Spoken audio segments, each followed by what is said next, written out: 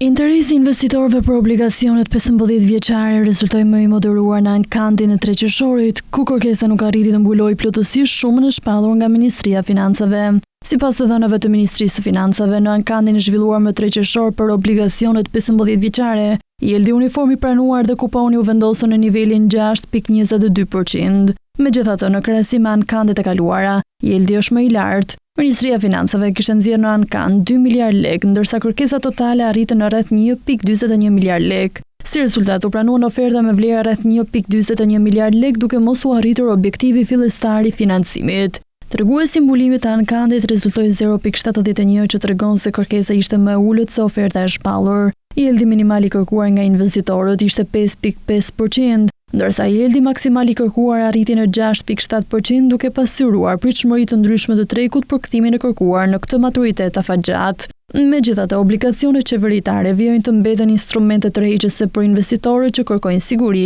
dhe të ardhura të parashikueshme në afat të gjatë. Ato ofrojnë mbrojtje të kapitalit dhe mundësi diversifikimit të portofolit, veçanërisht për investitorët institucional dhe individët me horizonte investimi afatgjata. Për këtë vit, Ministria e Financave ka planifikuar ankande të rregullta të titujve qeveritar për të siguruar financimin e nevojshëm të buxhetit dhe për të mbështetur zhvillimin e tregut të borxhit të brendshëm. Ecuria e ankandeve do të varet nga kushtet e likuiditetit në treg, pritshmëritë për normat e interesit dhe kërkesa e investitorëve. Pra ankandi më i fundit për obligacionet 15 vjeçare tregoi një interes më të moderuar të investitorëve krahasuar me disa ankande të mëparshme, pasi kërkesa nuk arriti të mbulojë shumën e shpallur. Megjithatë, niveli i yieldit prej 6.22% vazhdon ta bëjë këtë instrument një alternativë tërheqëse për investitorët që synojnë të sigurojnë të ardhurat të qëndrueshme në një horizont 15 vjeçar.